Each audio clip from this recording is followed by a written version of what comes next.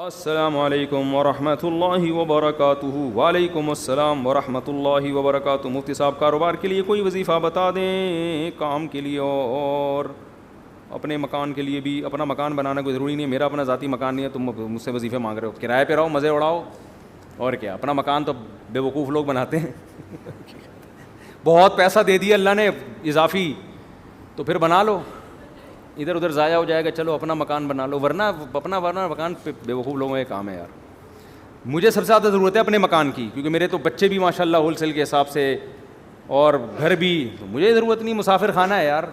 آپ کہہ سکتے ہو بچے کہاں جائیں گے پھر، آپ مر گئے تو یہ تو کرایہ کون، تمہارا باپ دے گا؟ یہ کراچی میں تو ہر بات میں باپ کو لے جاتے ہیں بیچ میں۔ تو بھائی اللہ نے اضافی پیسہ دیا تو کوئی پراپرٹی بنا کے چھوڑ جاؤ، وہ بیچ کے کر لیں گے کچھ۔ کہ مگر کرائے پہ رہنے کا جو مزہ ہے وہ اپنے مکان میں مزہ نہیں ہے۔ کرائے میں رہنے کا مزہ ہے کہ واٹ لگاؤ اس کے مکان کی، حقیقت ہے۔ اپنے مکان کا نلکا بھی ٹوٹتا ہے نا، غم ہوتا ہے۔ مالک مکان نے کروڑوں روپے لگا کے گھر بنایا، تم تھوڑا سا کرایہ دے کے اس میں انجوائے کرو، ٹھیک ہے نا۔ کئی سال کرایہ دیتے رہو گے، اس کے کروڑوں روپے پورے نہیں ہوں گے، اور تمہاری ایج پوری ہو جائے گی اور تم قبر میں چلے جاؤ گے۔ پھر تم بولو گے خام خامے میں نے کروڑوں روپے لگا کے اپنا ذاتی مکان میں خرچ کیا، مجھے کیا پتا تھا اتنے تھوڑے سے دن رہنا ہے۔ تو ہم تو جب بھی گھر میں جاتے ہیں ہم یہی سوچتے ہیں پتہ نہیں کل صبح اٹھیں کہ نہ اٹھیں۔ کیا خیال ہے بھائی، زندہ رہیں کہ نہ رہیں؟ ابے ان دیواروں سے کیا دل لگانا ہے یار، کیا دل لگانا ہے اینٹوں سے؟ میری اینٹ ہے، میری ٹائل ہے، بھاڑ میں جائے تیری اینٹ۔ زندگی ہے کتنی تھوڑی، بہت زیادہ جی لیے 80 سال نکال لیں گے۔ بول تو پراٹھے جس اسپیڈ سے ہم کھا رہے ہیں مجھے نہیں لگتا میں 80 سال تک رہوں گا، صحیح ہے نا۔ ہم کہتے ہیں پراٹھے کھا کے مر جانا، یہ بغیر پراٹھوں کے 80 سال تک زندہ رہنے سے بہتر ہے۔ اللہ بچائے، ویسے جب مرنے لگتا ہے پھر آدمی یہ نہیں سوچتا، پھر کہتا ہے یار خیر وہ ایک آدمی کہتا تھا اللہ زندگی سے موت ہی بہتر ہے، بار بار کہتا تھا۔ تو کوئی درخت پہ چڑھ کے کسی نے رسی پھینک دی، اور یہ اس نے رسی دیکھی، دعا مانگ رہے ہیں اللہ زندگی سے موت ہی بہتر ہے۔ تو جب پھندا دیکھا نا، اس نے کہا یہ کیا ہے؟ اوپر سے آواز آئی، اے میرے بندے میں اللہ ہوں، میں نے تیری دعا سن لی ہے، تو یہ پھندا گلے میں ڈال، میں کھینچ لوں گا اوپر تجھے۔ تو کہتے ہیں اللہ یہاں تو کوئی مذاق بھی نہیں کر سکتا۔ تو بہرحال زندگی کا کوئی بھروسہ، بہت جی لی 80 سال جی لیں گے تو 80 میں کتنا ٹائم رہ گیا، ایسے ٹھک ٹھک ٹھک ٹھک کر کے ٹائم گزرتا ہے، اور وہ بھی بہت ہی مشکل ہے۔ اگلے سال کا بھروسہ نہیں ہے یار۔ تو کیا میرا مکان، میری گاڑی، میری سے بیوی ہونی چاہیے آدمی کی، اس میں آدمی غیرت کا تقاضا یہ ہے کہ اس میں یہ باتیں نہ کرے۔ باقی مکان مالک کا ہو، رہے گا کون؟ ہم رہیں گے۔ یہ تو فائدہ ہے نا، پیسہ اس کمبخت نے لگایا بے وقوف نے، رہ کون رہا ہے؟ مزے آپ اڑا رہے ہو، صحیح ہے نا۔ اور کرایہ دار دیکھو، مالک مکان کے گھر کی جو واٹ لگاتے ہیں اس کا اپنا مزہ ہے، لگانی نہیں چاہیے لیکن وہ ساری ریپیئرنگ وہ کر رہا ہوتا ہے آخر میں۔ اور پھر لوگ کہتے ہیں وہ نکال دے گا تو کہاں جائیں گے؟ کوئی بات نہیں، اگلی گلی میں چلے جاؤ، وہ بھی مسافر خانہ، یہ والی گلی، وہ والی بھی، وہاں سے بھی لاش اٹھے گی ایک دن جنازہ، وہاں سے بھی۔ بلکہ کرائے کے گھر میں اور آسانی ہے کہ جہاں چاہو رہو۔ اب دیکھو میرے پاس آپشن ہے، میں لاہور میں جا کے رہوں، کہ میں فیصل آباد میں جا کے رہوں، کہ میں اسلام آباد میں جا کے رہوں، میرے پاس آپشن ہے۔ جن کا ذاتی گھر ہے ان کو تو بیچنے میں اتنا ٹائم لگے گا۔ ہم نے ادھر نوٹس دیا بھائی ہم جا رہے ہیں، اور پتلی گلی سے نکل لو، مسافر خانہ ہے، چلتے پھرتے ہی مر جاؤ گے بھائی۔ تو کہیں بھی ہمارا اسٹے نہیں ہے، یہ رہنے کی جگہ بے وقوفوں کے رہنے کی جگہ ہے۔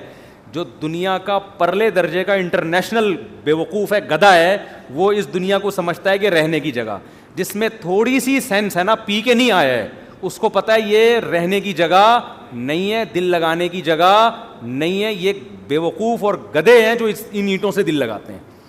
پھر بھی میں کہتا ہوں بہت پیسہ ہے تو بنا لو، ایسا نہ ہو جن کا بنا ہوا گھر ہے وہ پھر کہیں کہ ہمیں بے وقوف کہہ دیا مفتی صاحب نے۔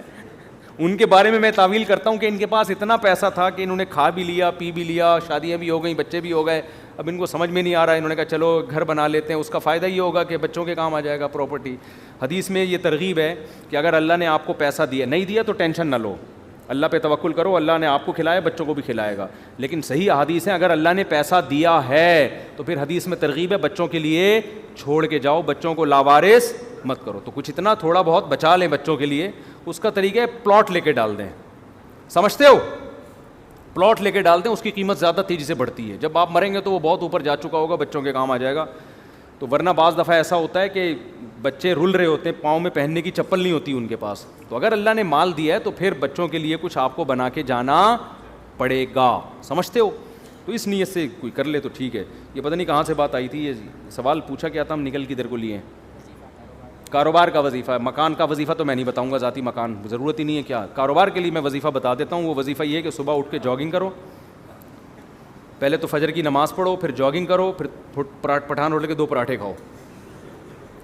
اس سے آپ کو ملے گی موٹیویشن. جب کاکڑ دن نہ ہو جائے گا. کاکڑ دن نہ سمجھتے ہو؟ نئے نئے لوگ آتے رہتے ہیں, پرانے بور ہو جائیں گے.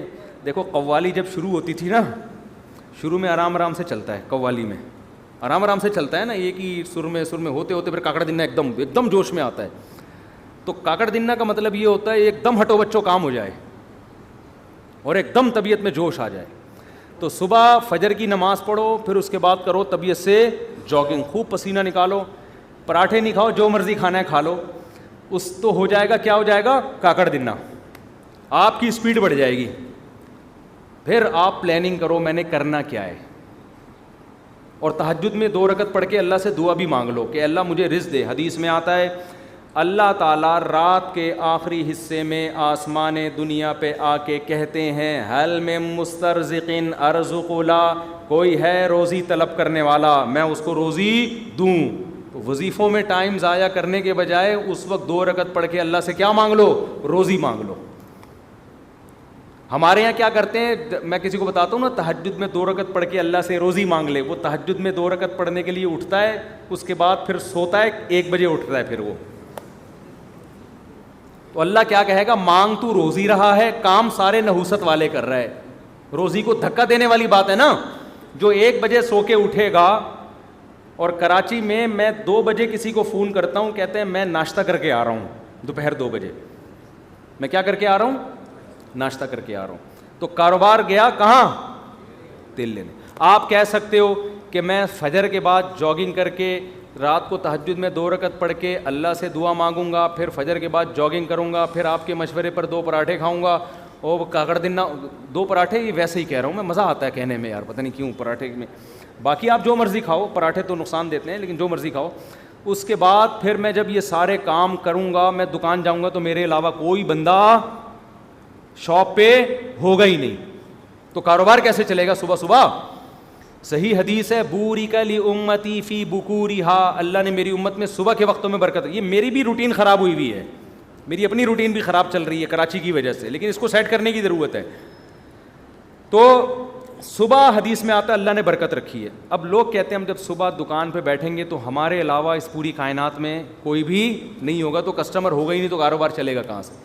تو بھائی صبح اٹھنے کا مطلب ضروری نہیں کہ دکان پہ جا کے بیٹھ جائیں. صبح آپ کاروبار کی پلاننگ کرنا شروع کر دیں بیٹھ کے. آپ انٹرنیٹ پہ بیٹھ جائیں کہ یار کیا چیز پروڈکٹ مارکیٹ میں چل رہی ہے جو سستی اٹھا کے مہنگی بیچ سکتا ہوں. کاروبار کا مطلب دکان میں بیٹھنا تھوڑی ہوتا ہے, پلاننگ بھی تو کرنی ہوتی ہے نا. کیا ہو گیا؟ تو صبح آپ بیٹھو, جب جاگنگ کر کے پراٹھے کھاؤ, چائے شاید نہیں پی لو تو بھی غلط ہے, لیکن پی رہے ہیں تو کیا کریں. تو جب آپ بیٹھ گئے تو اس کے بعد پھر آپ کیا کرو, پلاننگ کرو. پلاننگ کیسے کرو؟ ایک ڈائری لو اور پین لو. دیکھو یہ انسان کی نیچر ہے, میں نے بارہا تجربہ کیا ہے. موبائل کی ڈائری میں جب آپ پلاننگ کرتے ہو آپ کا دماغ نہیں چلتا. یہ کچھ قدرت کی طرف سے یہ ہے. دماغ انسان کا جب ہی چلتا ہے جب اس کے ہاتھ میں قلم ہو. اٹھائیے نا, قرآن میں بلا وجہ نہیں اٹھا لی. میں نے دیکھا ہے کہ میں اگر کمپیوٹر پہ کچھ لکھ رہا ہوتا ہوں نا, کوئی دماغ جیسے کتاب لکھنی ہے, کوئی مضمون لکھنا ہے, زیادہ دماغ نہیں چلتا کمپوزنگ میں. ادھر آپ نے پین اٹھایا اور ڈائری اٹھا کے لکھنا شروع کیا, دماغ چلنا شروع. پھر اس کو بے شک کمپوز کرا لو بعد میں. تو آپ پین اٹھاؤ, ڈائری اٹھاؤ اور لکھو کہ یار میں نے کاروبار کرنا کیا ہے. ہو سکتا ہے 6 ہفتے تک آپ سوچتے ہی رہو اور آپ کی سمجھ میں کچھ بھی نہ آئے. تو پھر آپ یہ سوچو کہ میں اپنی سمجھ میں لانے کے لیے کیا کرنا ہے پہلے میں نے, کہ میری سمجھ میں کچھ آئے. تو آپ یہ جملہ لکھو گے سوچ بچار کے کہ یار اس کے ماہرین سے میں نے مشورہ لینا ہے. سمجھتے ہو میں نے کیا کرنا ہے؟ کباڑ کا کام ہے آپ کا, تو کباڑ کے ماہرین سے کیا کرنا ہے؟ مشورہ لینا ہے. وہ مشورہ دیں گے نہیں آپ کو. پاکستان میں ایسا ہوتا ہے کہ کسی کو کوئی بزنس آتا ہے تو مشورہ دے گا نہیں, دے گا تو غلط مشورہ دے گا. جب آپ اس کے پاس جاؤ گے کہ کاروبار چل ہی نہیں رہا, رو رہے ہیں یار ہم تو کچھ ہے ہی نہیں, حالانکہ کروڑوں روپے کما رہا ہوگا, اس کو یہ ہوگا کہ یہ بھی نہ شروع کر دے کہیں. تو پھر آپ نے یہ لائن کا اضافہ کرنا ہے کہ مشورہ نہیں لینا, اس کو کاروبار کرتے ہوئے میں نے دیکھنا ہے. تو شیر شاہ مارکیٹ میں جاؤ, دیکھو کباڑ والے کیا خریدنے ہیں, یہ سارا سروے کرنا ہے میں نے. یہ سب چیزیں ڈائری میں, جو چیز سمجھ میں نہیں آ رہی تو وہ سمجھ میں کیسے آئے گی اس کے لیے الفاظ لکھو. سمجھتے ہو؟ اس سے انشاءاللہ وہ جو آپ نے تہجد میں دعا مانگی تھی اس کے اثرات ظاہر ہونا شروع ہو جائیں گے. تو تمہارا باپ بھی پاکستان میں جس کو کاروبار نہیں کر رہا نا, وہ دنیا کا بہت بڑا بیوقوف ہے. یہاں گورے آ کے کر رہے ہیں کاروبار. ایک گورا کراچی میں ہے, اس کا کبھی میں انٹرویو لوں گا انشاءاللہ, مسلمان ہوا ہے وہ. اس نے کہا ہے کہ کراچی جس کی آبادی کتنے کروڑ ہو گئی, 2.5-3 کروڑ, وہ تو گورنمنٹ غلط وہ بتاتی ہے, زیادہ آبادی ہے, 1-8 کروڑ تو ہمارے گھر کے افراد ہوں گے. تو اتنی آبادی ہے. مجھے ایسا لگتا ہے کراچی کی جو آبادی کو کاؤنٹ کیا, میرے بچے نکال کے کاؤنٹ کیے ہیں ان لوگوں نے, مجھے ایسا لگتا ہے. تو اتنی بڑی آبادی میں تو بھی اگر کسی کا بزنس, یورپ تو ترستا ہے ایسی آبادی کے لیے, سمجھتے ہو؟ گورے ترستے ہیں یار, ہمیں ایسا کراؤڈ ملے کہیں ہم بزنس کریں. یہاں گورے آ کے کروڑ پتی بن گئے ہیں کراچی میں. تو کراچی میں اگر کسی کا کاروبار نہیں چل رہا ہے, اس کا مطلب وہ کاروبار کے علاوہ دنیا کا کوئی اور کام کر لے, وہ پھر کہیں بھی نہیں چل سکتا. میں نے صدر میں دیکھا گرمیوں میں ایک آدمی کولر لے کے بیٹھا ہوا ہے ٹھنڈے پانی کا, لاکھوں روپے کماتا ہے اس سے, کیونکہ صدر میں پانی چاہیے ہر آدمی کو. وہ کولر لے کے بیٹھا ہوا ہے, پلا رہا ہے, لے بھی پی لے, سارا دن 5 روپے کا پتہ نہیں 10 روپے کا گلاس بیچ کے اسی سے ٹھیک ٹھاک. گنے کے رس والوں نے پراپرٹیاں خرید لی ہیں یہاں پہ, گٹکے والے بحریہ ٹاؤن میں گھر لے رہے ہیں. جب آبادی زیادہ ہوتی ہے تو بزنس چھانگا مانگا کے جنگلات میں تھوڑی ہوگا, بزنس تو یہی ہوگا. سبزی منڈی میں جا کے دیکھو کیسے کروڑ پتی, ٹماٹر بیچ کے ارب پتی بن گئے ہیں. تو کراچی میں تو آپ نے مائنڈ استعمال کرنا ہے, کھوپڑی استعمال کرنی ہے, تو کھوپڑی بھی استعمال کرو, اور رات کو بیٹھ کے تہجد میں اللہ سے 2 رکعت پڑھ کے دعا مانگو. صبح دوڑو, اس لیے میں کہہ رہا ہوں کہ اگر صبح دوڑے نہیں تو پھر کیا ہوگا کہ سستی میں پڑے ہی رہو گے. شیر شاہ کون جائے کباڑ میں جا کے, اور اگر گئے تو کمر میں درد, گھٹنے میں درد. اور اس نے کہا کہ یار یہ ذرا اسٹیل تھوڑی سی اٹھائی, اور جس زاویے سے اٹھائی قیامت تک کے لیے ویسے ہی ہو گئے. ایک صاحب نے مجھے اپنا واقعہ سنایا, کہہ رہے میں حج کرنے کے لیے گیا, ان کی عمر 50 سے اوپر تھی, سچا واقعہ ہے. کہتے ہیں میں حج کرنے کے لیے گیا تو پہلے چکر میں رمل کرنا پڑتا ہے نا, تھوڑا اکڑ کے. کہہ رہے میں نے یوں کیا تو میں یوں ہی ہو گیا, کیونکہ عادت ہی نہیں تھی ورزش کرنے کی, چلنے پھرنے کی. کہہ رہے ہیں ایسا پٹھے میرا پہلے جھٹکے میں ہی اٹکے ہیں, اکڑے ہیں, کہ اس کے بعد میں کافی ٹائم لگا دوبارہ نارمل کنڈیشن میں آنے میں. مالشیں ہوئی, پتہ نہیں میڈیسن لیے, پھر جا کے وہ رمل ہی رہا ان کا. اب تک میرا خیال ہے رمل ہی ہوتا رہا ان کا, گھر میں بھی رمل کرتے ہوئے آئے ہو. تو یہ حال ہو جاتا ہے انسان کا. تو اس لیے میں کہہ رہا ہوں صبح دوڑو گے تو ذرا فائدہ ہوگا. تو یہ وظیفہ میں نے آپ کو بتا دیا, اس پر عمل کریں. پھر بھی پیسہ نہیں آیا تو اس کا مطلب اللہ نے آپ کی قسمت میں کیا لکھی ہوئی ہے, غربت. پھر وہ نجومی والا واقعہ سوچا کریں کہ ایک نجومی کے پاس گیا غریب آدمی کہ بھائی میرے پاس پیسہ, یہ کیا ہے, میں بہت پریشان ہوں غربت سے. اس نے کہا, اور لکیریں دیکھ کے کہا 10 سال اور پریشان رہیں گے آپ. یہ خوش ہو گیا کہ پھر اس کے بعد شاید پیسہ آ جائے. اس نے کہا پھر پیسہ آئے گا. اس نے کہا نہیں, پھر آپ کو غربت کی عادت ہو جائے گی, پریشانی ختم ہو جائے گی. تو آپ اس طرح سے بزنس کریں, یا تو پیسہ آ جائے گا ورنہ آپ کو کھجل خواری کی عادت پڑ جائے گی. یہ بھی ٹھیک ہے, کیا خیال, اس کا اپنا مزہ ہے بھائی.